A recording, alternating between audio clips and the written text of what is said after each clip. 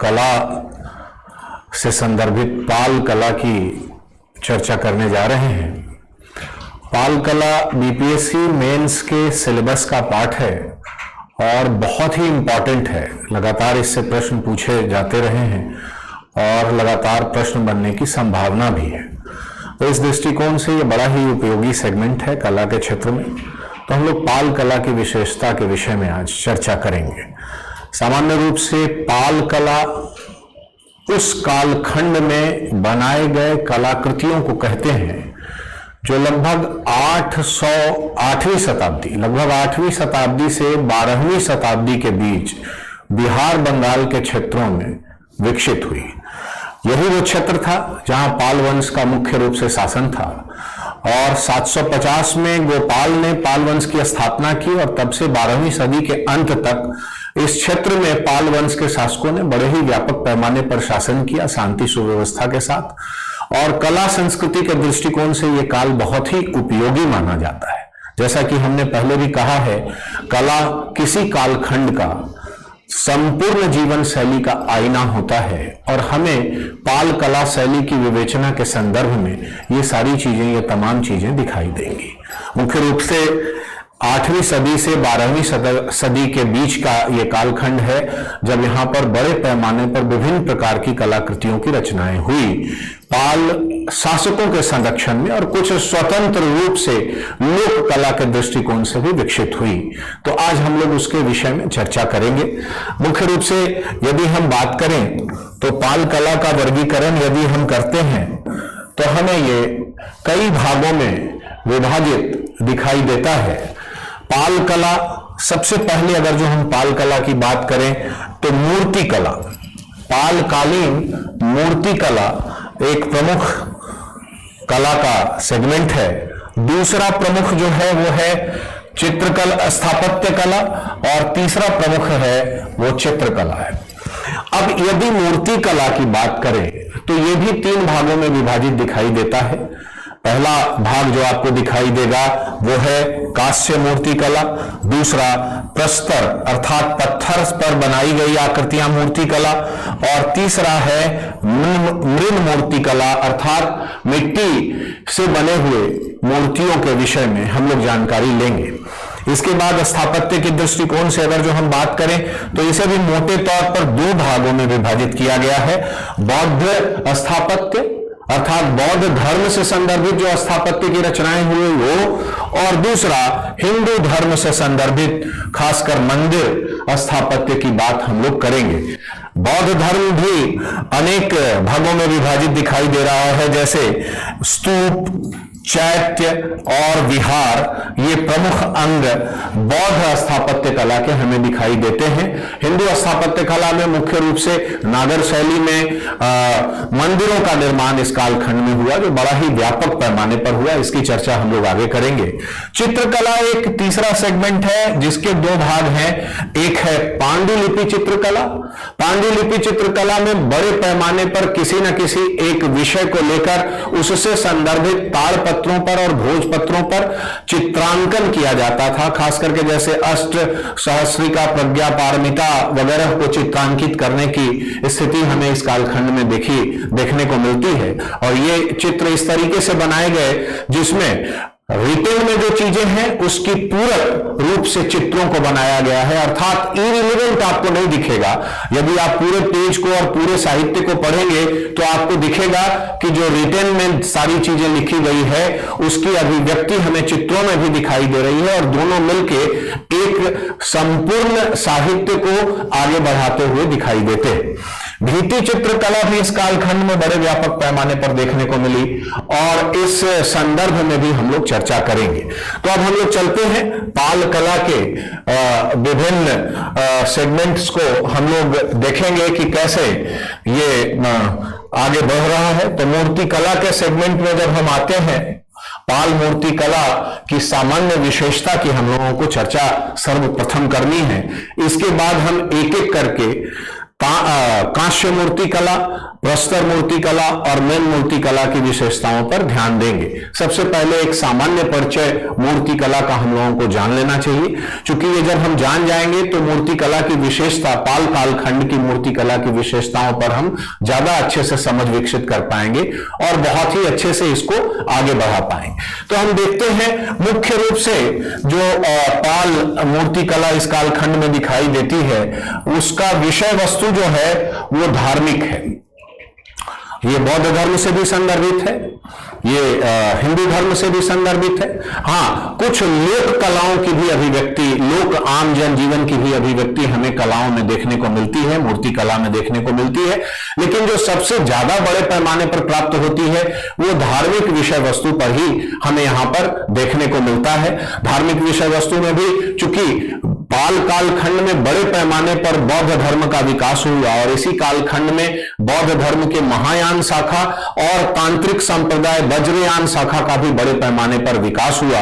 इस कालखंड में इससे संदर्भित बहुत सारी साहित्यों की भी रचना हुई और विदेशों के साथ भी संपर्क विकसित होता दिखाई दे रहा था। तो इसलिए सर्वाधिक जो चीजें हमें प्राप्त होती है मूर्तियों के संदर्भ में, उसका विषय वस्तु बौद्ध धर्म से संदर्भित है और बौद्ध धर्म के आप कह सकते हैं कि महायान और वज्रयान शाखा से संदर्भित है। बड़े पैमाने पर मूर्तियों की रचना इस कालखंड में हुई, चाहे वो तांबे की कांसे की मूर्ति हो या फिर वो पत्थर की मूर्ति हो। हाँ, मृण मूर्तियां जो बनी उसमें कुछ सामाजिक भाव हमें प्रकट होते दिखाई दे रहे हैं, लेकिन बाकी जगहों पर ये बड़े पैमाने पर आपको बौद्ध धर्म से संदर्भित मूर्तियों की रचना हुई। और मुख्य विशेषता के संदर्भ में अगर जो हम बात करें इन मूर्तियों की, तो ये हमें ध्यान मुद्रा में, बौद्ध मूर्तियां जो हैं वो ध्यान मुद्रा में दिखाई देती है, ध्यान मुद्रा में दिखाई देती है। इनके चेहरे पे शांति का भाव है, दिव्यता का अनुभव होता है, अध खुली आंखें दिखाई दे रही है, कोमल मुस्कान इनके चेहरे पे दिखाई देती है। साथ साथ शरीर की मुद्रा और संतुलन और लयबद्धता का भी व्यापक पैमाने पर ध्यान रखा गया है, जो मुख्य रूप से आप कह सकते हैं कि बुद्ध धर्म से संदर्भित मूर्तियों को इस तरीके से दर्शाने की कोशिश हुई है। इसके बाद वस्त्र और आभूषण बड़े पैमाने पर इनको दिखाया गया है, चित्रित किया गया है और वस्त्रों के सिलवटों तक को बहुत ही माइन्यूटली दिखाने की कोशिश की गई है। साथ साथ अलंकरणों को भी बड़े ही माइन्यूटली, एकदम सूक्ष्म कटिंग के साथ, बहुत ही अलंकरण के साथ, सूक्ष्मता के साथ दिखाने की कोशिश इस कालखंड में हुई है। जहां तक मटेरियल की बात हम करें कि इस कालखंड में जो मूर्तियां बनी वो कौन सी मटेरियल की बनी, तो खास करके कांसे की बनी, पहले भी मैंने आपको बताया, फिर पत्थर की बनी और कुछ मृण मूर्तियां, मिट्टी की भी मूर्तियां बनी। जहां तक कांसे की मूर्तियों का प्रश्न है तो वो लुप्त वैक्स टेक्निक से इसको बनाया गया, ढाला गया, पत्थरों को व्यापक पैमाने पर तराश कर बनाया गया और मृण मूर्तियों को टेराकोटा से बनाने की परिपाटी इस कालखंड में हमें देखने को मिलती है। नक्काशी बड़े पैमाने पर इस कालखंड की मूर्तियों में हमें देखने को मिलता है, सूक्ष्म और बारीक नक्काशी हमें देखने को मिल रहा है और पाल मूर्ति कला पर बड़े पैमाने पर स्थानीय तत्वों का भी प्रभाव हमें देखने को मिल रहा है। खास करके आप समझ सकते हैं कि बिहार और बंगाल की जो स्थानीय कला है वो इस कालखंड की मूर्तियों में हमें व्यापक पैमाने पर देखने को मिल रहा है। स्थानीय देवी देवताओं की मूर्तियां भी बड़े व्यापक पैमाने पर हमें दिखाई देती है इस कालखंड की मूर्तियों में। संरचनात्मक विविधता के दृष्टिकोण से अगर जो हम देखें तो मुख्य रूप से ध्यान मुद्रा, अभय मुद्रा और भूमि स्पर्श मुद्रा में मूर्तियों को बनाने की परिपाटी हमें, बौद्ध मूर्तियों को बनाने की परिपाटी हमें इस कालखंड में दिखाई दे रही है। जैसा कि मैंने कहा, ध्यान मुद्रा, अभय मुद्रा और भूमि स्पर्श मुद्रा, ये मुद्राएं बौद्ध धर्म से संदर्भित और कह सकते हैं कि तांत्रिक प्रभावों को लिए हुए है, जिससे इस कालखंड की मूर्ति कला को हम लोग रूपायित करते हैं। खासकर मूर्तियों पे शिलालेख लिखने की भी परंपरा इस कालखंड में है, जिससे कि इन मूर्तियों के भाव और तमाम सारी चीजों को ज्यादा अच्छे से व्याख्यायित किया जा सकता है। कुल मिला जुलाकर अगर जो हम बात करें तो इस कालखंड की मूर्तियों में हमें गुप्त कालखंड की मूर्तियों का विकास, व्यापक विकास, सुंदरता के साथ विकास देखने को मिलता है। खास करके गुप्त कालीन सारनाथ स्थल से जो पहले मूर्तियां प्राप्त हुई और जिन कलाकृतियों को हमने सारनाथ में देखा, वो इस कालखंड में बड़े पैमाने पर, बहुत ही विकसित पैमाने पर पाल मूर्ति कला की विशिष्ट शैली के रूप में हमें देखने को मिलती है। खास करके बौद्ध धर्म से संदर्भित मूर्तियां हैं, हिंदू धर्म से भी संदर्भित मूर्तियां हैं, और अन्य तत्कालीन जो चल रहे कुछ धर्म हैं, जैन धर्म से भी संदर्भित कुछ मूर्तियां हमें प्राप्त होती है, सामाजिक जनजीवन से संदर्भित मूर्तियां भी हमें प्राप्त होती है। तो कुल मिलाकर ऐसा लगता है कि किसी एक विशेष धर्म पर ही आधारित सिर्फ मूर्तियां नहीं बनी, बल्कि तत्कालीन समय में चली आ रही प्रमुख धर्मों से संदर्भित और आम जनजीवन से भी संदर्भित मूर्तियां बनी। इसलिए अगर लोग संपूर्णता से हम इसके विषय वस्तु को समझें तो हम कह सकते हैं कि धार्मिक सहिष्णुता के साथ मूर्तियों का निर्माण इस कालखंड में होता दिखाई देता है।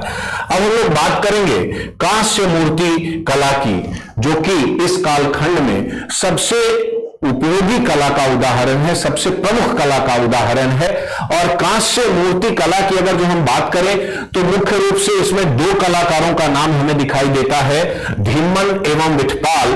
अधिकांश जो मूर्तियों की रचना हुई वो बौद्ध धर्म के महायान और वज्रयान शाखा से संदर्भित मूर्तियां निर्मित हुई।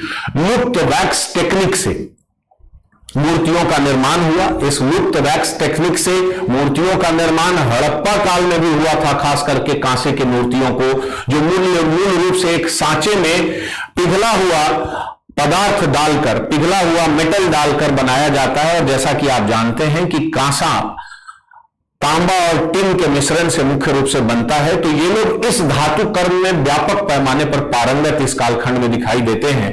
और लुप्त वैक्स टेक्निक से बड़े पैमाने पर मूर्तियों की ढलाई इस कालखंड में हमें होती दिखाई दे रही है। नालंदा एक प्रमुख स्थल के रूप में दिखाई दे रहा है, जहां पर बड़े पैमाने पर इस तरीके की मूर्तियों का निर्माण हो रहा है। कुकरीहार एक प्रमुख स्थल और दिखाई दे रहा है, जहां पर इस तरीके से ढलुआ मूर्तियों का बड़े पैमाने पर निर्माण हो रहा है। और तत्कालीन पाल क्षेत्र की अगर जो हम बात करें, पाल साम्राज्य के क्षेत्र की बात करें, तो कई ऐसे प्रमुख स्थल हमें दिखाई देते हैं जहां पर इस तरीके से कांस्य मूर्तियों को व्यापक पैमाने पर लुप्त वैक्स टेक्निक से ढाला जाता है, जो काफी ही सुंदर देखने को मिलती है। मूल रूप से अगर जो हम प्राप्त मूर्तियों की बात करें तो हमें अवलोकितेश्वर बुद्ध की मनोहर त्रिभंग मुद्रा में एक मूर्ति प्राप्त हुई है, जो बहुत ही सुंदर है। उस पर बहुत ही उच्च कोटि की नक्काशी, वस्त्रों के सिलवटे और तमाम सारी चीजें जो दिखाई गई है, अधखुली आंखें, बिल्कुल सारी चीजें बहुत ही अच्छे से दिखाई देती है। यहां पर सुल्तानगंज से एक बुद्ध की विशाल कांसे की प्रतिमा प्राप्त हुई है, जो अब बर्मिंघम संग्रहालय में संरक्षित है। मां तारा का सिंहासनारूढ़ मूर्ति मिला है, जो अभय मुद्रा में है। यह भी एक प्रमुख मूर्ति है जो कांसे की है। हालांकि बहुत सारे कांसे की मूर्तियां मिली, लेकिन ये कुछ प्रमुख मूर्तियां हैं जिसकी व्यापक पैमाने पर चर्चा यहां की जानी चाहिए और आप सबों को जानना भी चाहिए। जहां तक बात करें मटेरियल का, तो कांसा एक टिकाऊ और बहुमुखी धातु होता है जिससे इसका निर्माण किया गया है। मूल रूप से टीन और तांबे को मिलाकर बनाया जाता है और एक बहुत ही अच्छे से इसको बनाया गया है कांसे को, मूर्तियों को, और इनको ढाला गया है बड़े ही सूक्ष्म और जटिल तरीके से। महीन नक्काशी और सूक्ष्म विवरण भी हमें देखने को मिलते हैं। चेहरे के भाव प्रकट होते दिखाई दे रहे हैं इन मूर्तियों में, वस्त्रों की सलवटें दिखाई दे रही है, श्रृंगार के गहने बहुत ही माइन्यूटली दिखाई दे रहे हैं और पूरे ही सूक्ष्मता के साथ इनको बनाने की कोशिश की गई है। वस्त्र के सिलवट और आभूषणों को इतनी बारीकी से बनाया गया है कि लगता है कि बिल्कुल जीवंत, चेहरे पे हल्की मुस्कान है मूर्तियों पर, जो इस कालखंड की तमाम मूर्तियों पर आपको देखने को मिलेगी। अधखुली आंखें हैं और विभिन्न मुद्राओं में इन मूर्तियों को बनाया गया है, जो काफी जटिल और बिल्कुल सजीव अलंकृत शैली देखने को मिलती है। मूर्तियों में संतुलन का भी ध्यान देखने को हमें मिलता है, खास करके लयबद्ध तरीके से मूर्तियों को बनाया गया है। ध्यान मुद्रा, अभय मुद्रा, वरद मुद्रा जैसी मुद्राओं में चित्रित करने की कोशिश की गई है और साथ साथ पारंपरिक और धार्मिक प्रतीकों को भी बड़े पैमाने पर इसमें रूपायित करने की कोशिश की है। खास करके बौद्ध धर्म से संबंधित कहानियों को मूर्तियों के माध्यम से दिखाने की कोशिश हुई है। और बड़े पैमाने पर इस कालखंड में हिंदू देवी देवताओं, जैन तीर्थंकरों की भी कांस्य मूर्तियों का निर्माण हुआ है। सौंदर्य शास्त्र और सौम्यता की बात करें तो बिल्कुल चेहरे पर शांत भाव, कोमल मुस्कान और सौम्यता का अनुभव होता है, जो भारतीय संस्कृति, खासकर बौद्ध और हिंदू जैन संस्कृति को व्यापक पैमाने पर रूपायित करता है कि जब एक व्यक्ति शांत सौम्य मुद्रा में चेहरे पे हल्की मुस्कान के साथ दिखाया जा रहा इस कालखंड में हमें देखने को मिलती। खासकर कांस्य मूर्तियों में शरीर के अंग, मांसपेशियां, शारीरिक संरचना और प्रकृति का सजीव चित्रण हमें इस कालखंड की मूर्तियों में देखने को मिलता है, कांस्य मूर्तियों को में देखने को मिलता है। और ये मूर्तियां बिल्कुल यथार्थवादी और जीवंत दिखाई देती हैं। ऐसा लगता है कि सामने जो मूर्ति है बिल्कुल एकदम जीवंत है, बिल्कुल सजीव है। इस तरीके की आकृतियां सूक्ष्मता के साथ बनाने की कोशिश की गई। कांस्य मूर्तियों के संदर्भ में और अगर जो हम बात करें तो इसी कालखंड में कमोबेश हमें चोल शासकों के संदर्भ में भी कांस्य मूर्तियां बनती दिखाई दे रही है। और इस कालखंड में पालों के यहां भी बड़े पैमाने पर कांस्य मूर्तियों का निर्माण हुआ है। इन कांस्य मूर्तियों को एक पाल कला की विशेष शैली के संदर्भ में समझने की जरूरत है। जहां तक इनकी विशिष्टता की बात की जाए तो इन मूर्तियों में धार्मिक, सांस्कृतिक और ऐतिहासिक महत्व समाहित होता दिखाई दे रहा है और भारतीय कला और धरोहर का एक महत्वपूर्ण हिस्सा हमें इस कालखंड में देखने को मिल रहा है, जो पाल के संरक्षण में कांस्य मूर्ति कला में हमें देखने को मिलता है। अब हम लोग बात करते हैं प्रस्तर मूर्ति कला अर्थात पत्थर की मूर्ति कला। खास करके इस कालखंड में जो मूर्तियां पत्थर की बनी कलात्मक सुंदरता के लिए प्रसिद्ध हैं। अधिकांश मूर्तियां हस्त निर्मित बनाई गई हैं और खास करके संथाल परगना एवं कैमूर की पहाड़ियों से प्राप्त काले बैसाल्टिक पत्थरों का उपयोग इस कालखंड की मूर्तियों में किया गया है। और मूर्तियां विशेष रूप से जो बनाई गई पत्थर की मूर्तियां, उनके अग्रभाग को ही दिखाने की परिपाटी देखने को मिलती है, पीछे बहुत ज्यादा अलंकरण नहीं देखने को मिलता। आप बिहार और बंगाल के क्षेत्र में ऐसे भी भ्रमण करेंगे तो पालकालीन मूर्तियां आपको बहुत जगह बड़े पैमाने पर पत्थर की मूर्तियां निर्मित हुई बहुत जगह मंदिरों में आज भी आपको देखने को मिल जाएगी, जहां पर वो तमाम विशेषताएं जो मूर्ति कला की हमने प्रारंभ में ही बताई वो सब लिए हुए इस कालखंड में देखने को मिलता है। जहां तक बात करें मूर्तियों के विषय के संदर्भ में तो धार्मिक प्रभाव लिए हुए मूर्तियां, अधिकांश मूर्तियां धार्मिक प्रभाव लिए हुए जो बौद्ध धर्म, हिंदू धर्म, जैन धर्म से संदर्भित है। कुछ मूर्तियों में सामाजिक जीवन को भी दिखाने की कोशिश की गई है लेकिन वो कम है, वो ज्यादातर मृग मूर्तियों में देखने को मिलते हैं। यहां पर ज्यादातर धार्मिक संदर्भ में ही मूर्तियों को दिखाया गया है। खास करके बौद्ध धर्म में बड़े पैमाने पर मूर्तियों का निर्माण हुआ और ये मूर्तियां जो बनी वो महायान और वज्रयान शाखा से संदर्भित हमें देखने को मिलती है। मटेरियल की बात करें तो काले बैसाल्टिक पत्थरों का इस्तेमाल किया गया है और इनको बड़े ही माइन्यूट तरीके से काटा गया है। मंदिरों पर, मठों पर भी इस प्रकार की मूर्तियां हमें देखने को मिलती है जो पालकालीन मूर्ति कला की प्रमुख विशेषता के रूप में हमें देखने को मिलती। इन मूर्तियों पर भी कांस्य मूर्ति शैली की तरह बड़े पैमाने पर नक्काशी देखने को मिलती है, सूक्ष्म नक्काशी। अर्थात आप कह सकते हैं कि पालकालीन मूर्ति कला अपनी जीवंतता, चाहे वो कांस्य की मूर्ति हो चाहे वो पत्थर की मूर्ति हो, अपनी सजीवता और अपने माइन्यूट नक्काशी के लिए व्यापक पैमाने पर जानी जाती थी। यहां तक कि नक्काशी की जाती थी कि उनके चेहरे के भाव, वस्त्रों के सिलवटें, आभूषण की बारीकियां पूर्णतः स्पष्ट होती दिखाई देती हैं, स्पष्ट रूप से दिखाई देती है। संतुलन और मुद्राओं की अगर जो हम बात करें, इनकी मुद्राओं की बात करें तो लयबद्ध मूर्तियां देखने को मिलती है। ध्यान मुद्रा, अभय मुद्रा और वरद मुद्रा जैसे कांस्य मूर्तियों में हमें देखने को मिला था, वैसे पत्थर की मूर्तियों में भी बुद्ध धर्म से संदर्भित मूर्तियों में देखने को मिलती है। ब्राह्मण धर्म के संदर्भ में भी अनेक देवी देवताओं की मूर्तियां बनी, कुछ जैन धर्म के भी संदर्भ में बनी। तो ये सारी मूर्तियां इस कालखंड में पत्थरों पर बड़े पैमाने पर बनाई गई। मूर्तियों में नक्काशी धार्मिक और पौराणिक कथाओं को लेकर किया गया है। और इस तरीके से हम बात करें तो कुल मिलाजुला कर मुख्य विशेषता के संदर्भ में अगर जो हम बात करें तो हमें पत्थर की मूर्तियों पर भी बहुत ही माइन्यूट कटिंग, बहुत ही सूक्ष्म तरीके से हर चीज को दिखलाने की कोशिश वस्त्र की सिलवटों तक को दिखा देने का प्रयास, चेहरे के भाव बिल्कुल शांत, अध खुली आंखें, ध्यान मुद्रा, वरद मुद्रा आदि मुद्राएं और बड़े पैमाने पर आप कह सकते हैं कि सुकोमल मुस्कान देखने को मूर्तियों पर मिलती है। और कमोबेश यही चीज, यही भाव हमें कांस्यकालीन मूर्तियों पर भी देखने को मिल रही है, जो पत्थरों की मूर्तियों पर भी देखने को मिलती। तीसरी मूर्ति की जो शैली है वो हमें दिखाई दे रही है मिट्टी की मूर्ति। इस युग में मिट्टी की मूर्ति पर्याप्त संख्या में बनाई गई, खास करके टेराकोटा की मूर्तियां बनी। ऐसा प्रतीत होता है कि आम जनजीवन में इसको बनाया गया, आम लोगों के द्वारा बनाया गया, बड़े पैमाने पर बनाया गया और ये आम जीवन शैली को बड़े पैमाने पर रूपायित करता हुआ दिखाई दे रहा है। इसकी बात करें तो खान पान, रहन सहन, रीति रिवाज से संदर्भित मूर्तियां बड़े पैमाने पर बनती दिखाई दे रही है। सबसे बेहतरीन इसका जो उदाहरण है वो देखने को मिलता है, एक तख्ती पर बैठी हुई स्त्री है जो एक हाथ में आईना लिए हुए है, वो अपना रूप निहार रही है और अपने मांग में सिंदूर भर रही है। तो इस तरीके से एक स्त्री की स्थिति को दिखाने की कोशिश की गई है।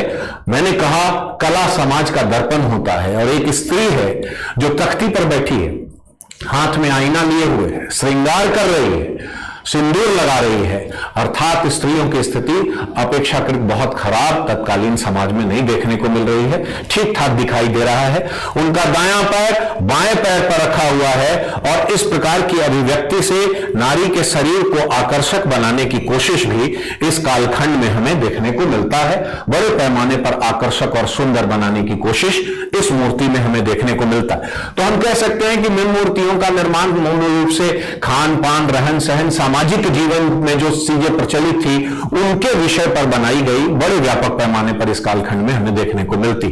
अब यदि हम बात करें संपूर्ण मूर्ति कला की, पालकालीन संपूर्ण मूर्ति कला की अगर जो हम बात करें तो हमें सारी विशेषताओं के साथ साथ कुछ कमियां भी देखने को मिलती है जो आलोचना के बिंदु के रूप में पाल मूर्ति कला के संदर्भ में बताई जाती है। खास करके अगर जो मूर्ति कला की बात करें तो हमें ऐसा दिखाई देता है कि पालकालीन मूर्ति कला पर कुछ विशेष लोगों तक ही इसकी पहुंच थी, अर्थात आप कह सकते हैं कि कुछ विशेष लोगों का मूर्ति कला में एक अधिकार था, उन्हीं लोगों के संरक्षण और उनके द्वारा बनाए गए हैं। दूसरी बात करें तो खास करके प्रस्तर मूर्तियों में, पत्थर की मूर्तियों में केवल अग्रभाग का चित्रांकन किया गया है। सामान्य तौर पर अगर जो पाल मूर्ति कला की विशेषता की बात करें तो हमें ऐसा प्रतीत होता है कि पालकालीन मूर्ति कला में बड़े पैमाने पर आगे के भाग को चित्रांकित करने की कोशिश की गई है, पीछे के भाग को बहुत ज्यादा ध्यान नहीं दिया गया है। कृत्रिम सुंदरता और अलंकरण की प्रधानता है, मौलिकता का अभाव है। जैसे मौर्यकालीन मूर्ति कला में कृत्रिम प्रधानता की जगह मौलिकता व्यापक पैमाने पर देखने को मिल रही थी, इस कालखंड में कृत्रिम सुंदरता और अलंकरण को बड़े पैमाने पर दिखाया गया है, अलंकृत सुंदर बनाने की कोशिश हुई है। मौर्य काल की तरह इन मूर्तियों पर पॉलिश नहीं है, इसलिए उस तरीके से उच्च मौलिक मूर्तियों का निर्माण नहीं हो सका। हालांकि इस कालखंड की मूर्तियों की अपनी विशेषता है कि इतने अलंकरण युक्त तरीके से चेहरे के इतने भावों को प्रदर्शित किया जा सका जो इस कालखंड, और विभिन्न मुद्राओं को प्रदर्शित किया जा सका जो इस कालखंड की मूर्ति कला की विशेषता है। लेकिन मॉडर्न पॉलिश जैसे पॉलिश मूर्ति कला में हमें देखने को इस कालखंड में नहीं मिले। देवत्व के साथ मानवीय सौंदर्य की प्रधानता भी हमें देखने को इस कालखंड में मूर्तियों में मिलती है। और इस दृष्टिकोण से अगर जो हम देखें तो मूर्ति कला बड़े पैमाने पर पालकालीन शैली की विशेषता थी, कला की विशेषता थी। और यदि इंडिपेंडेंटली भी अगर जो प्रश्न पूछता है पालकालीन मूर्ति कला पर, तो आपके पास एनएफ मटेरियल जो मैंने अभी बताया वो आ चुका है जिससे कि आप उसको व्याख्यायित कर सकते हैं। सबसे पहले पाल काल को व्याख्यायित करना पड़ेगा, फिर मूर्ति कला को व्याख्यायित करना पड़ेगा कि 3 भागों में है, फिर एक जनरल उनका परिचय देना होगा जिसमें मूर्ति कला की विशेषता की बात करनी होगी। तदुपरांत कांस्य मूर्तियों की क्या स्पेशलिटी है, क्या टेक्निक, क्या इस्तेमाल किया गया है, किस तरीके के भाव पक्ष हैं उसको बताना होगा। प्रस्तर मूर्तियों में क्या मटेरियल, क्या टेक्निक, क्या भाव पक्ष, क्या विषय वस्तु है उसको बताना होगा। और मृण मूर्तियों में क्या टेक्निक, क्या भाव पक्ष, क्या मटेरियल है उसको बताना होगा। और तदुपरांत आपको बताना होगा कि मूर्ति कला पालकालीन कला की एक सर्व प्रमुख विशेषता है, बहुत बड़ी विशेषता है। इस कालखंड में बड़े पैमाने पर मूर्तियों का निर्माण हुआ, जो न केवल बौद्ध धर्म, हिंदू धर्म, जैन धर्म से संबंधित था, बल्कि आम जीवन शैली को भी रूपायित करता हुआ दिखाई दे रहा है। धार्मिकता को लिए हुए धार्मिक सहिष्णुता के दृष्टिकोण को भी दिखाता है, और साथ साथ आलोचना के बिंदु को ध्यान में रखते हुए आपको कहना होगा कि मौर्यकालीन पॉलिश देखने को नहीं मिलता, कुछ लोगों का एकाधिकार देखने को मिलता है। बावजूद इसके पालकालीन मूर्ति शैली तत्कालीन कला की सर्वोत्कृष्ट विशिष्टता के रूप में दिखाई दे रहा है। तो ऐसे करके आपको प्रश्नों को फ्रेम करना होगा। इसी तरीके से अब हम लोग चलते हैं पालकालीन चित्र कला की सामान्य विशेषता। जैसा कि मैंने आपको कहा, पहले भी बताया कि चित्रकला के भी दो भाग हैं, एक पांडुलिपि चित्रकला और दूसरा भीति चित्रकला।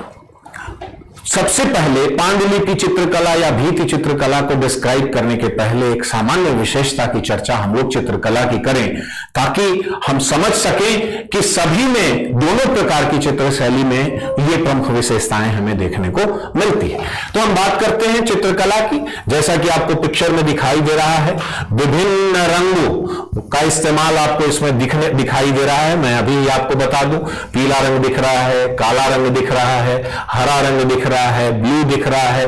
तो इस तरीके से इन रंगों का इस्तेमाल चित्रकला में बड़े व्यापक पैमाने पर किया गया। जहां तक इसकी विषय वस्तु की बात की जाए, तो जैसे मूर्ति कला की विषय वस्तु थी, उसी तरीके से इसकी विषय वस्तु भी मुख्य तौर पर धार्मिक है, लेकिन कुछ आम जनजीवन की बात भी होती दिखाई दे रही है। इसलिए मैं यहां भी यही बात कहूंगा कि मुख्य विषय वस्तु तो धार्मिक था, बावजूद इसके पूर्ण रूपेण अगर जो कला को हम डिस्क्राइब करें, चित्रकला को डिस्क्राइब करें, तो धार्मिक सहिष्णुता को ही दर्शाता हुआ दिखाई देगा। ऐसा नहीं है कि किसी एक ही धर्म पर विशेष रूप से फोकस्ड है। बौद्ध धर्म पर है, हिंदू धर्म से भी संदर्भित बातों को किया गया है, दिखाया गया है, चित्राया गया है, चित्रांकित किया गया है। जैन धर्म से भी संदर्भित कुछ चित्रों की प्राप्ति हुई है, और सामान्य जनजीवन से रिलेटेड भी चीजों को बड़े पैमाने पर दर्शाने की बात कही गई। खास करके यदि धार्मिक विषय वस्तु की बात करें तो बौद्ध धर्म से जुड़े बड़े पैमाने पर चित्र बनाए गए। भगवान बुद्ध, बोधिसत्व, बौद्ध धर्म के अन्य महत्वपूर्ण चरित्रों, प्रमुख व्यक्तियों के विषय में चित्र बनाए गए। साथ साथ उनके जीवन, जातक कथाओं के विषय में भी चित्र देखने को हमें मिलते हैं। मूर्तिकला और चित्रकला का संगम हमें चित्रकला में देखने को मिलता है, जहां पर बड़े पैमाने पर बौद्ध विहारों, स्तूपों, चैत्यों में भी चित्रों को उकेरा गया है, बनाया गया है। तो इस तरीके से कह सकते हैं कि मूर्तिकला और चित्रकला का संगम है। अलंकृत और जटिल डिजाइन बनाए गए हैं बड़े पैमाने पर। हर चित्र में सूक्ष्म और विस्तृत डिजाइन है, जो कला की उच्च गुणवत्ता की ओर इशारा करते हैं। बड़े पैमाने पर बिल्कुल सूक्ष्मता के साथ सारी चीजों को उकेरा गया है, सजीवता के साथ उकेरा गया है। प्राकृतिक रंगों का इस्तेमाल किया गया है, जो मुख्य रूप से खनिजों और अनेक प्रकार के फूलों आदि से प्राप्त होता है। जहां तक अगर हम बात करें रंग की, तो काला, सफेद, पीला, ऐसे रंगों का बहुतायत में प्रयोग किया गया है, बड़े पैमाने पर किया गया है। और ये प्राकृतिक रंग जो होते हैं वो लंबे समय तक टिकाऊ भी रहते हैं और बड़े समय तक चलते रहते हैं। इसी कारण से आज भी ये बिल्कुल उसी तरीके से चमकीले प्रतीत होते हैं। जो भी हमें अभी प्राप्त है उसको अगर जो हम देखेंगे तो बिल्कुल चमकीले प्रतीत होते हैं, बहुत अच्छे दिखाई देते हैं। जहां तक बनाने की बात की जाए तो मुख्य रूप से ये पांडुलिपियों पर बने। पांडुलिपियों की अगर जो बात करें तो वो भोजपत्र और ताड़पत्रों पर निर्मित हुआ, और अगर जो भित्ति चित्रकला की बात करें तो वो पत्थर की शिलाओं पर, मंदिरों की दीवारों पर और अन्य दीवारों पर हमें देखने को मिलते हैं भित्ति चित्रकला, और दोनों में समान विशेषता हमें देखने को मिलते हैं। धार्मिक चित्रों को बनाया गया, साथ साथ स्थानीय तत्वों का भी सम्मिश्रण हमें चित्रकला में देखने को मिलते हैं, जिसमें कि क्षेत्रीय पोशाक, आभूषण, प्राकृतिक दृश्य बनाए गए। धार्मिक विषय पर भी हो, लेकिन उसमें जो पोशाकों की संरचना बनाई गई, जो पिक्चराइजेशन किया गया, उसमें जो आभूषण बनाए गए, उसमें जो प्राकृतिक दृश्य बनाए बनाए गए, वह स्थानीय तौर पर चित्रांकित करने की कोशिश की गई। उस कालखंड में जो व्यापक पैमाने पर उस क्षेत्र में प्रचलित थी, उन चीजों को करने की कोशिश की गई। तो ये सारी चीजें हमें चित्रकला में बड़े व्यापक पैमाने पर देखने को मिलती है। और पिक्चर बिल्कुल जीवंत बनाए गए, एकदम यथार्थवादी टाइप से दिख रहे हैं, बिल्कुल जीवंत, ऐसा है कि जैसे जीवंत है, बिल्कुल इस तरीके की स्थिति देखने को मिलती है। स्थापत्य के साथ भी चित्रकला का बहुत ही गहरा संबंध हमें देखने को मिलता है।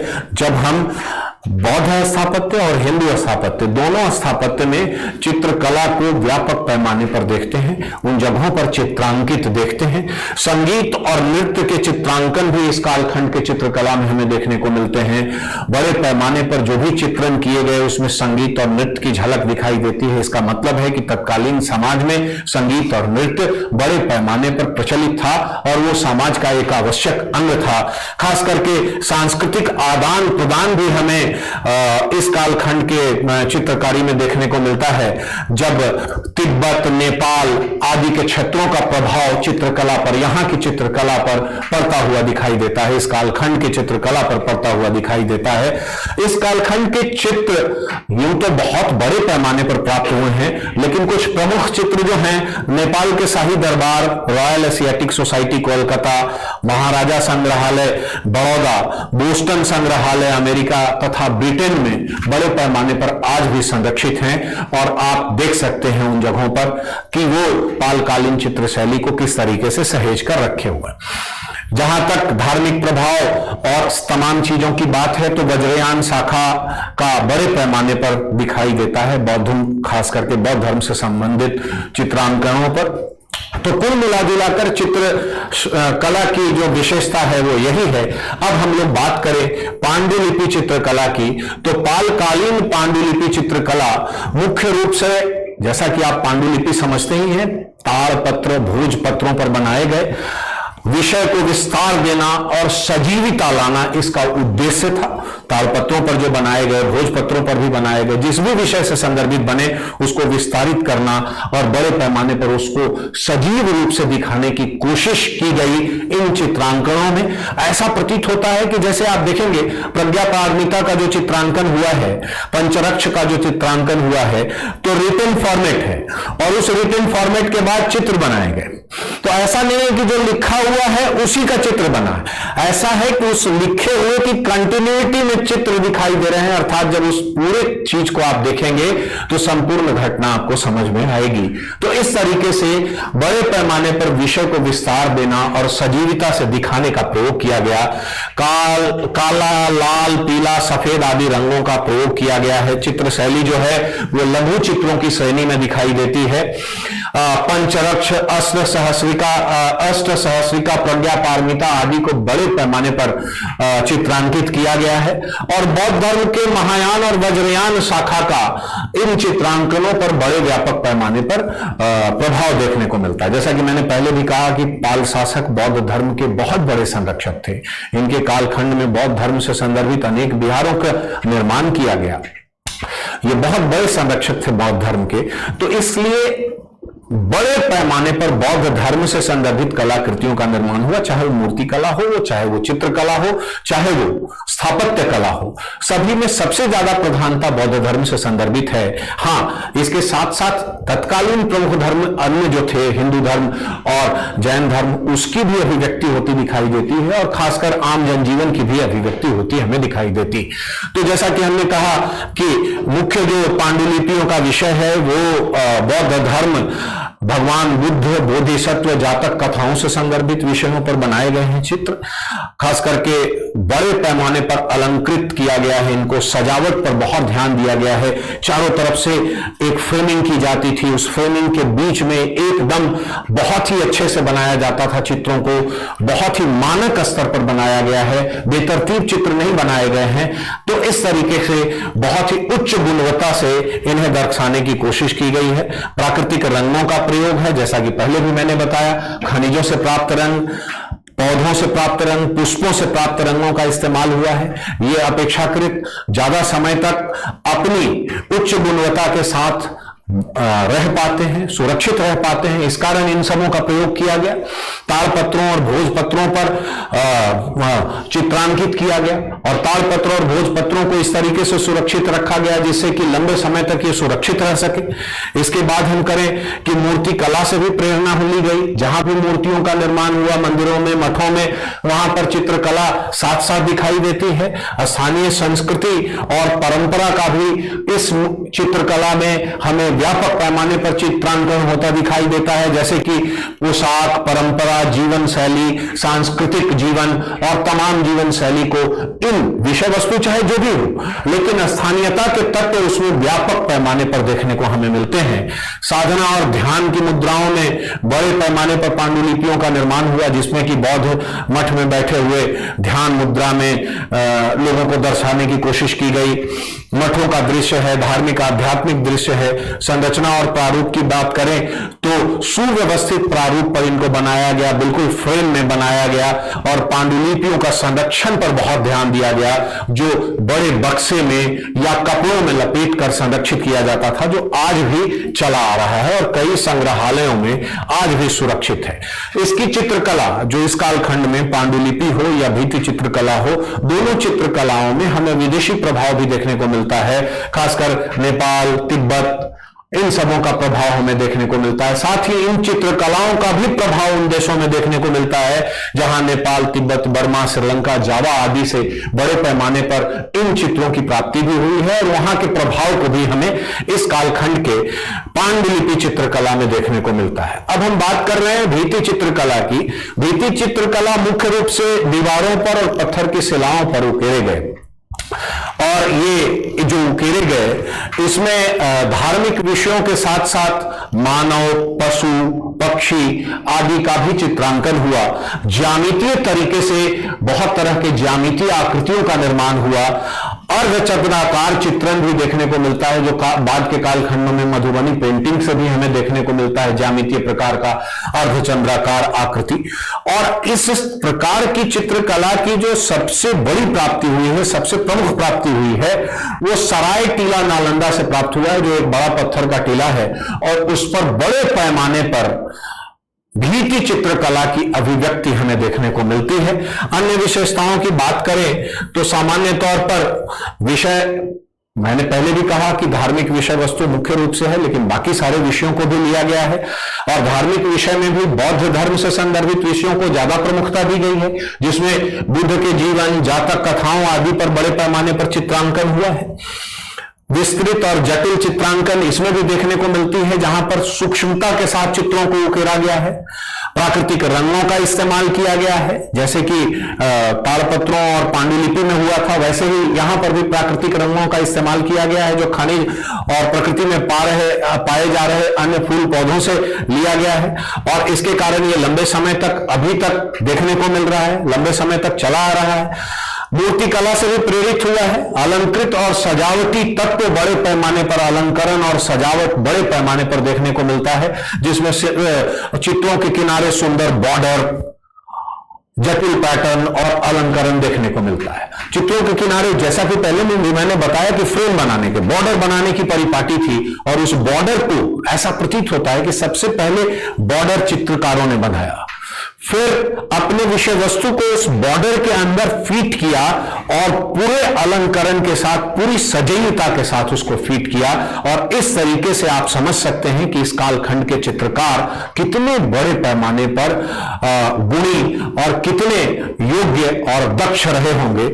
इसमें कहीं कोई दो मत नहीं दिखाई देता। स्थानीय जीवन का भी प्रभाव है। वेशभूषा, आभूषण और सामाजिक जीवन के विभिन्न पहलुओं को दर्शाया गया है इस कालखंड में, विषय चाहे जो भी हो। मठों और मंदिरों की दीवारों पर भी चित्रांकन देखने को मिलता है। संगीत और नृत्य की भी अभिव्यक्ति हमें देखने को मिलती है चित्रकला में, जहां पर विभिन्न प्रकार के वाद्य यंत्रों का चित्रांकन हुआ है, बजाते हुए लोग दिखाए गए हैं, नृत्य करते, विभिन्न मुद्राओं में नृत्य करते हुए लोग दिखाए गए हैं। तो तत्कालीन समय में नृत्य और संगीत समाज का एक प्रमुख अंग हमें दिखाई देता है। भित्ति चित्रों का भी संरक्षण करने की कोशिश की गई। जैसे आपने देखा कि पांडुलिपियों को संरक्षित करने की कोशिश हुई, वैसे ही भित्ति चित्रों को भी संरक्षित करने की कोशिश हुई और इसको प्रकृति के विभिन्न तत्वों से ऐसे जगहों पर बनाया गया जो प्रकृति के विभिन्न तत्वों से जो उनको हार्म पहुंचा सकते थे उनसे बचाने की कोशिश हुई, जैसे बारिश, धूप आदि से बचाने की कोशिश करते हुए अन्य पर्यावरणीय तत्वों से भी बचाव की कोशिश की गई। खास करके भारतीय उपमहाद्वीप के ये बिहार और बंगाल के क्षेत्रों में यह शैली व्यापक पैमाने पर हमें देखने को मिलती है। और इस दृष्टिकोण से अगर जो हम कहें तो चित्रकला से संदर्भित यदि अलग से प्रश्न पूछे जाते हैं स्टूडेंट, तो हमें बताना होगा कि चित्रकला व्यापक पैमाने पर पाल काल की कला का एक प्रमुख अंग था, जिसमें बड़े पैमाने पर चित्रों को बनाया गया। चित्रों का विषय वस्तु सामान्य रूप से धार्मिक था, लेकिन साथ साथ सामाजिक तत्व भी दिखाई दे रहे थे। चित्रों में इस्तेमाल किए जाने वाले रंग प्रकृति से प्राप्त थे और खनिज तथा अन्य पुष्पों से इसको लिया जाता था, जिससे कि ये लंबे समय तक अक्षुण्ण बने रहे, खराब न हो।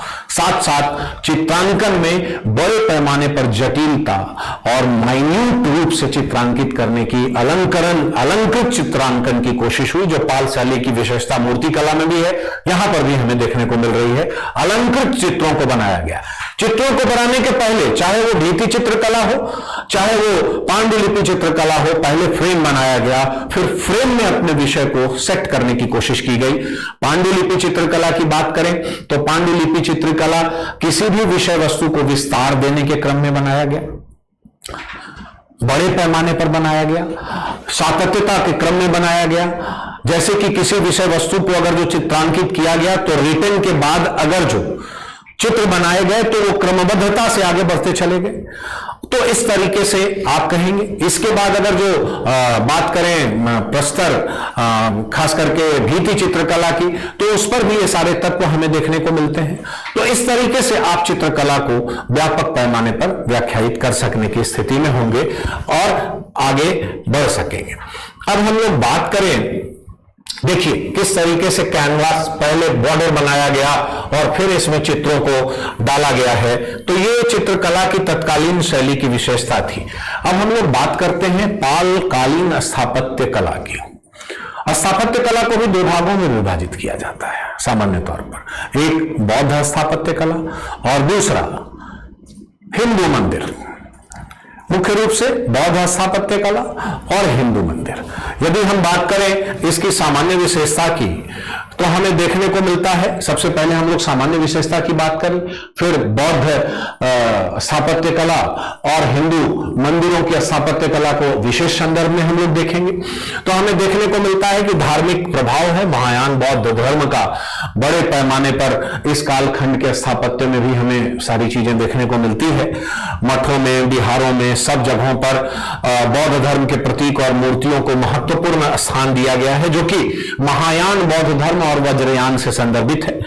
विहार और महाविहारों की रचना हुई, खास करके नालंदा, विक्रमशिला, सोमपुर जैसे विहारों का निर्माण हुआ, जो इस कालखंड में बड़े पैमाने पर और बहुत ही विक्रमशिला महाविहार तो अपनी प्रसिद्धि के लिए ख्यात है, जो पालकालीन सर्व प्रमुख विहारों के रूप में जाना जाता है।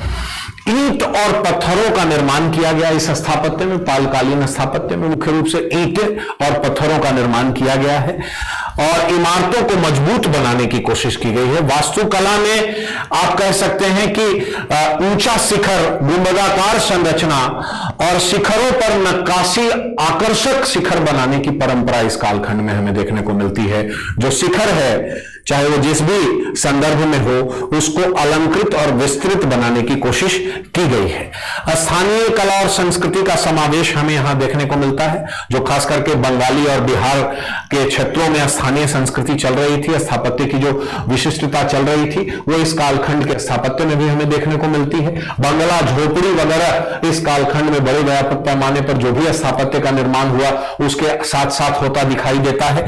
तो इस कालखंड में बड़े पैमाने पर स्थानीय स्थानीय स्थापत्य को भी पहचान मिली जो पहले से चले आ रही थी और जिसको कि पाल काल में और व्यापकता मिली और अलंकरण मिली और बहुत तरह से इसको अच्छे पैमाने पर बनाया गया। शिलालेख लिखने की बात इस कालखंड में हमें दिखाई देती है।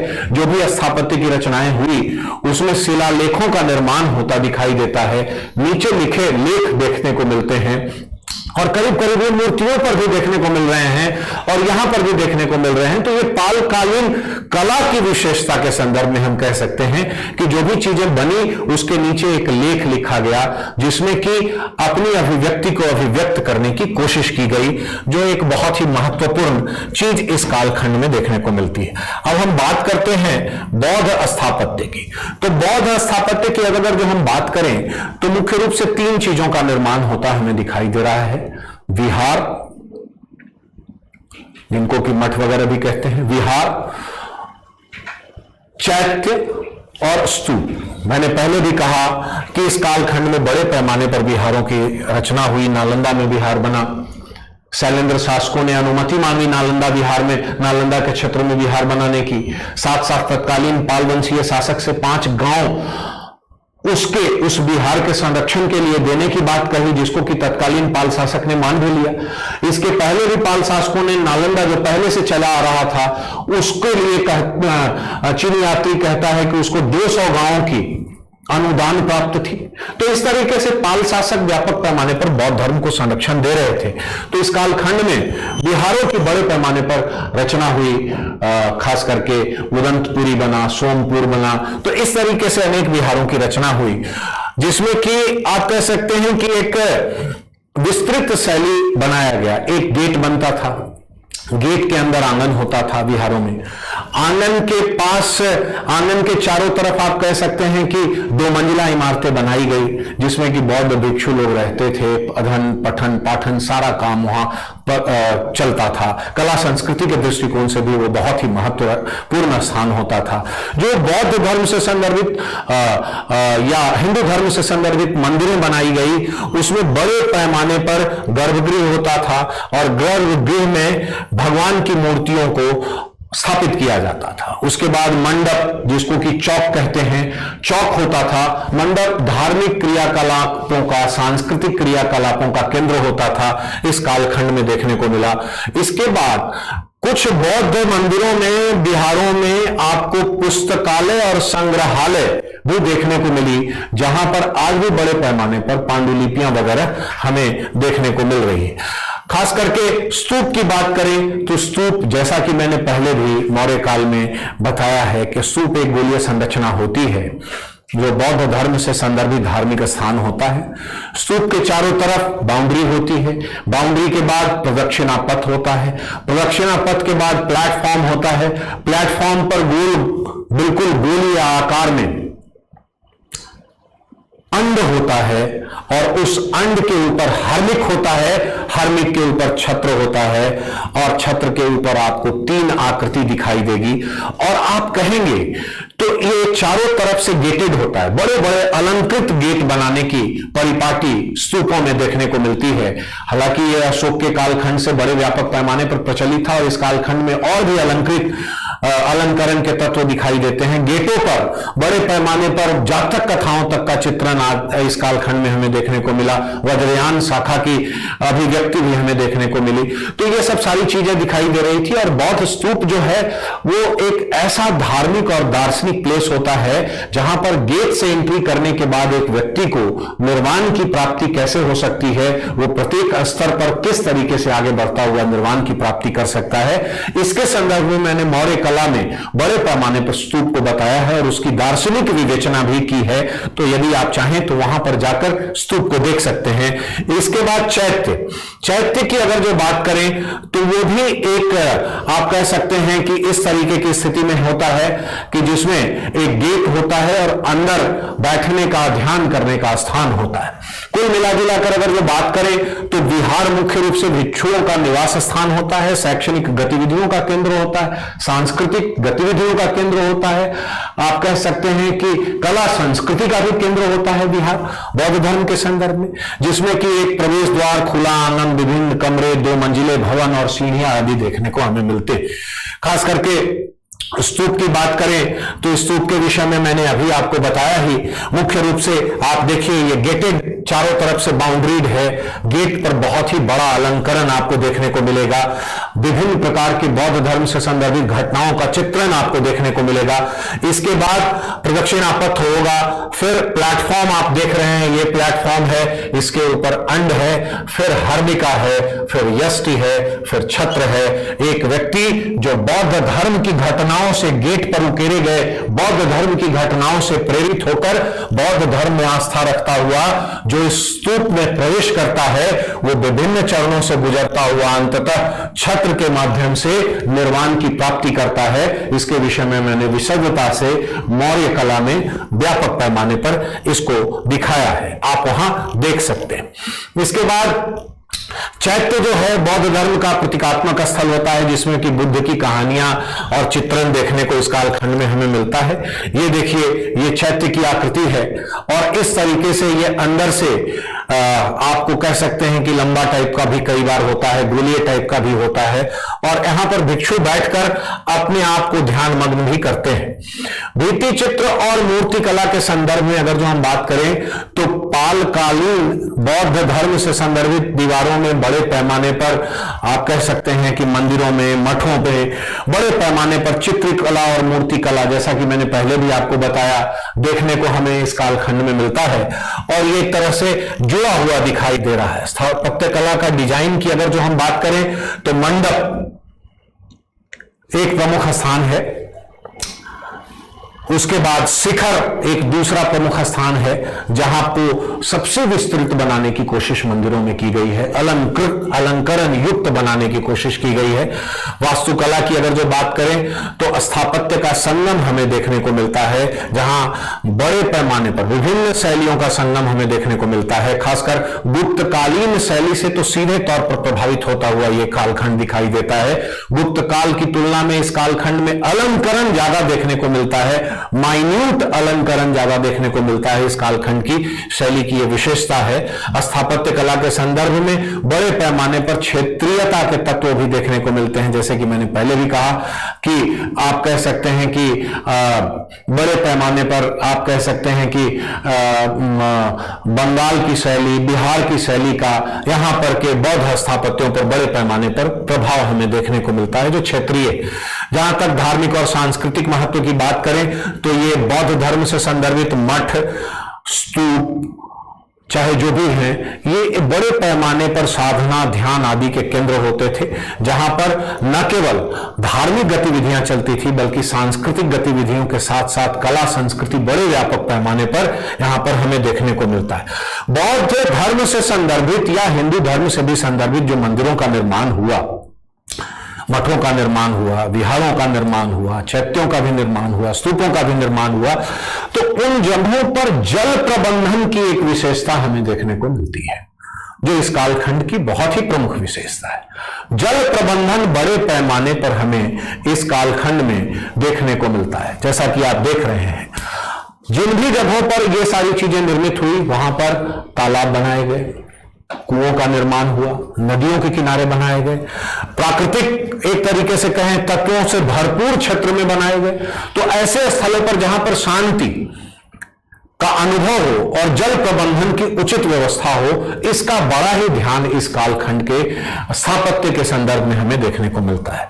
जहां तक संरक्षण और मरम्मत की बात की जाए तो इनके संरक्षण और मरम्मत पर भी बड़े व्यापक पैमाने पर ध्यान दिया गया। अनेक प्रकार की तकनीकों का इस्तेमाल करके इनको संरक्षित रखने की कोशिश की गई और इनमें जब कभी कोई त्रुटियां हुई तो तुरंत वहां पर इनको सुधारने की कोशिश की गई है। और इस तरीके से अगर जो हम बात करें तो पालकालीन बौद्ध स्थापत्य भारतीय कला और संस्कृति की एक महत्वपूर्ण धरोहर है, जो धार्मिक, सांस्कृतिक और स्थापत्य कला के उच्च मानकों को दर्शाता है।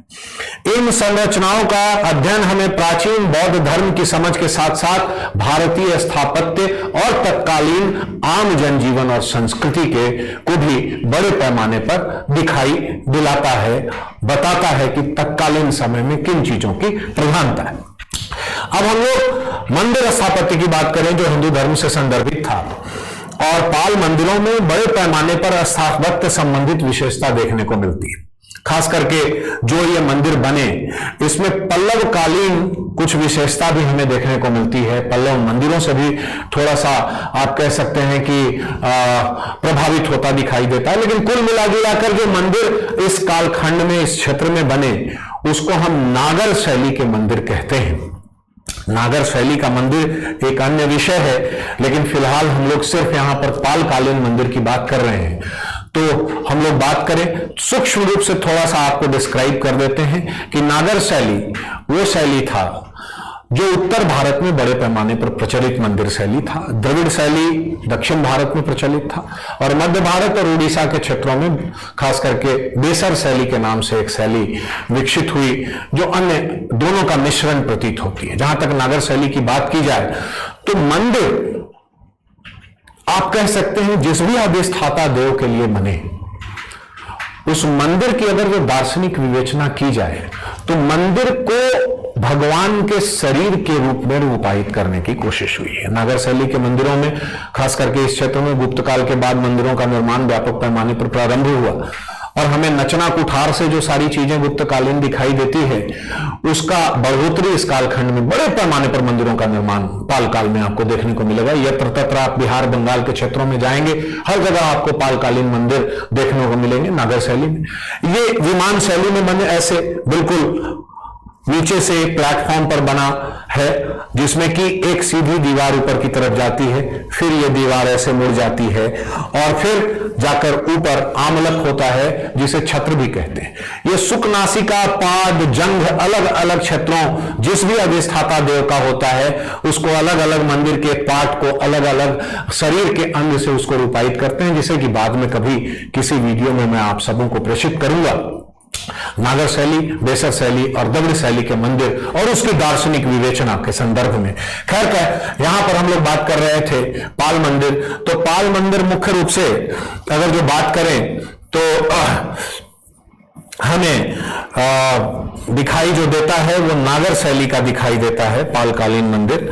और इस कालखंड में जो नागर शैली के मंदिर देखने को मिलते हैं, उसकी जो सबसे बड़ी विशेषता है वो है अलग अलग, छोटे से शब्दों में अगर जो हम बात करें तो उसको अलग अलग व्याख्यायित करते हैं। तो 3 भागों में इसको मोटे तौर पर हम विभाजित करते हैं। पहला, एक जो गर्भगृह है, जिसको मूल विग्रह भी कहते हैं, जहां भगवान जो भी हैं, भगवान उनको अधिष्ठाता देव जो भी हैं, मुख्य जो देव हैं, देवता हैं, उनको स्थापित किया जाता था, वो पूजा का स्थल था। इसके बाद मंडप होता था, मंदिर के ठीक सामने मंडप होता था, चौकोर बना हुआ। ये मंडप जहां श्रद्धालु एकत्रित होते थे, धार्मिक अनुष्ठान करते थे, बड़े पैमाने पर ये धार्मिक और सांस्कृतिक गतिविधियों का केंद्र होता। आप देखते होंगे एक मुख्य मंदिर है, उसके आगे एक चबूतरा जैसा बना हुआ, आप कह सकते हैं लॉन जैसा, आप कह सकते हैं कि बिहार के शब्दों में फ्लैट एकदम बना हुआ, आप उसको मंडप के रूप में देख सकते हैं। ये सांस्कृतिक धार्मिक गतिविधियों का, आम जनता के सांस्कृतिक धार्मिक गतिविधियों का प्रधान केंद्र होता था, जहां पर सांस्कृतिक जीवन से संदर्भित संपूर्ण चीजों को किया जाता था। मुंडन, शादी, विवाह आदि यहां पर होता आपको दिखाई देगा। और तीसरा है मंदिर का शिखर, जिसको कि कलश कहते हैं। शिखर के ऊपर, कलश के ऊपर आयुध लगा होता है, और आयुध को देखकर मंदिर के विषय में बताया जा सकता है कि यह मंदिर किस भगवान को डेडिकेटेड है। शैव धर्म से संदर्भित है, वैष्णव धर्म से संदर्भित है, किस प्रकार से, किस भगवान को डेडिकेटेड है ये कलश, और उसके ऊपर जो आप कह सकते हैं आयुध होता था, जो त्रिशूल के रूप में आप देखेंगे, चक्र के रूप में आप देखेंगे, तो उससे हमें पता चलता है कि ये कौन से भगवान को, कौन से हिंदू धर्म के कौन से शाखा को डेडिकेटेड है। तो इस तरीके से ये 3 भागों में हमें देखने को मिलता है। जहां शिल्पकला और मूर्तिकला की बात की जाए तो उत्कृष्ट शिल्पकला देखने को मिलता है। मूर्तिकला, जैसा कि हमने पहले भी देखा, मंदिर की दीवारों में, स्तंभों पर, दरवाजों पर विभिन्न प्रकार के देवी देवताओं का चित्रांकन हुआ है, चित्र भी बने हैं, मूर्तियां भी बनी हैं, मिथकीय पात्रों को भी बनाया गया है, तांत्रिक संप्रदाय से संदर्भित चीजों को भी बनाया गया है। तो इस प्राकृतिक दृश्यों को भी बनाने की बात देखने को मिलती है इस कालखंड में। तो कुल मिला जुलाकर अगर हम कहें तो मंदिर की दीवार पर, गेट पर, उसकी बाउंड्रीज पर बड़े पैमाने पर मूर्तियां और चित्र हमें देखने को मिलते हैं जो विभिन्न देवी देवताओं, प्राकृतिक दृश्यों, मिथकीय देवताओं आदि से संदर्भित होता है। मंदिर की दीवारों पर सजावट बड़े पैमाने पर हमें देखने को मिलता है। जैसा कि मैंने पहले भी कहा है कि पाल स्थापत्य की सबसे बड़ी विशेषता, पाल कला की सबसे बड़ी विशेषता बड़ा ही सुंदर अलंकरण, सजीवता और बड़े ही आप कह सकते हैं माइन्यूट तरीके से चीजों को दर्शाना है। तो अलंकृत है, ज्यामितीय पैटर्न देखने को मिलते हैं, फूलों के डिजाइन देखने को मिलते हैं, पौराणिक कथाओं का भी चित्रांकन और मूर्ति के रूप में उकेरा हुआ इस कालखंड में हमें देखने को मिलता है अलंकरण के संदर्भ में। खास करके मंदिर का दीवार, स्तंभ, सुंदर छत आदि बना और इन छतों पर ये सारी चीजें बनाई गई जिससे कि बड़े पैमाने पर अलंकरण युक्त हमें यह दिखाई देता है। धार्मिक और सांस्कृतिक दृष्टिकोण से हम देखें तो बौद्ध, हिंदू, जैन धर्म से संदर्भित बने, हम हिंदू धर्म से संदर्भित की बात कर रहे हैं तो ये जो हिंदू धर्म से संदर्भित मूर्तियां बने उसमें धार्मिक अनुष्ठान, पूजा पाठ, सामाजिक आयोजन आदि व्यापक पैमाने पर हो रहे थे। जहां तक वास्तु शास्त्र का पालन की बात की जाए तो हिंदू मंदिरों में वास्तु शास्त्र का बड़े ही अच्छे से ध्यान रखा गया। उसकी दिशाओं का, कौन सा चीज कहां पर बनेगा, इसका बड़े पैमाने पर ध्यान रखा गया। मंदिर की दिशा, स्थान, संरचना पर बड़े ही व्यापक पैमाने पर ध्यान रखा गया। आध्यात्मिक दृष्टिकोण से उपयुक्त यह स्थल हो, इसके लिए हिंदू स्थापत्य और आप कह सकते हैं कि वास्तु शास्त्र का बड़े पैमाने पर ध्यान रखकर यह बनाया गया। सामाजिक और आर्थिक केंद्र भी था ये मंदिर, सिर्फ धार्मिक केंद्र नहीं था, सामाजिक और आर्थिक केंद्र भी था। आर्थिक गतिविधियां यहां पर होती थी, शिक्षा इससे संबंधित था, मंदिरों से संबंधित था, कला संबंधित थी, संस्कृति संबंधित थी, सामाजिक जनजीवन के आयोजन संबंधित थे। तो मंदिर केवल पूजा पाठ के लिए स्थल नहीं थे इस कालखंड में, बल्कि पूरे सामाजिक जीवन को एक तरीके से कहिए तो कंट्रोल कर रहे थे। साथ साथ आर्थिक जीवन से भी संबंधित थे, कला, शिल्प, व्यवसाय आदि से भी संबंधित हमें इस कालखंड में हमें दिखाई देता है। प्राकृतिक सौंदर्य बड़े पैमाने पर देखने को मिलता है, खास करके हिंदू मंदिरों को प्राकृतिक सौंदर्य, प्राकृतिक रूप से जो काफी अच्छे सुंदर स्थल होते थे वहां पर बनाने की कोशिश की गई है। पहाड़ियों पर बनाया गया है, जंगलों में बनाया गया है, नदियों के किनारे बनाया गया है, हरे भरे स्थलों के बीच में बनाया गया है जो मुख्य रूप से शांत सौम्य वातावरण दे सके। मिट्टी और पत्थरों का निर्माण में उपयोग हुआ है, जिससे ये मंदिर आज भी बड़े पैमाने पर अक्षुण्ण बने हुए हैं, मजबूत हैं और अपनी संपूर्णता के साथ टिके हुए दिखाई दे रहे हैं। जहां तक कुछ प्रसिद्ध मंदिरों की बात हम करें इस कालखंड में, यूं तो आपको यत्र तत्र आप अगर जो देखेंगे तो पालकालीन मंदिर बड़े व्यापक पैमाने पर आपको बिहार और बंगाल के संपूर्ण क्षेत्रों में देखने को मिलेंगे। लेकिन यदि हम कुछ प्रमुख मंदिरों की बात करें तो गया का विष्णुपद मंदिर इस कालखंड में बनता दिखाई दे रहा है, कहलगांव का गुफा मंदिर इस कालखंड में बनता दिखाई दे रहा है। और इस तरीके से अगर जो हम बात करें तो पालकालीन मंदिर भारतीय स्थापत्य और शिल्पकला का उत्तम धरोहर हमें दिखाई दे रहा है, जो तत्कालीन समय के उच्चतम कलात्मक अभिव्यक्ति, सांस्कृतिक मानकों को साथ साथ सामाजिक जीवन को भी दर्शाता दिखाई दे रहा है। इस कालखंड में जो मंदिर हैं वो न केवल पूजा पाठ के स्थल हैं, बल्कि सामाजिक, सांस्कृतिक, आध्यात्मिक के साथ साथ आर्थिक जीवन के भी प्रमुख अंग के रूप में दिखाई दे रहे हैं। बड़े पैमाने पर मंदिरों से संदर्भित तत्कालीन आसपास का जीवन पूरी तरह इससे रिलेटेड दिखाई दे रहा है। तो ये एक बहुत बड़ी बात तत्कालीन पाल मंदिरों के संदर्भ में हमें देखने को मिलती है। अब ओवरऑल अगर जो हम बात करें पालकालीन कला की, तो आप कह सकते हैं कि पालकालीन कला जो लगभग 8वीं सदी से 12वीं सदी के मध्य बिहार बंगाल के क्षेत्र में फली फूली, वो तत्कालीन समय के बड़े पैमाने पर मूर्ति कला के संदर्भ में, चित्रकला के संदर्भ में, स्थापत्य कला के संदर्भ में अपनी एक प्रमुख विशेषता के साथ दिखाई दे रही है। और संपूर्ण कला की विशेषता यदि हम कहें तो कुछ शब्दों को अभिहित किया जा सकता है।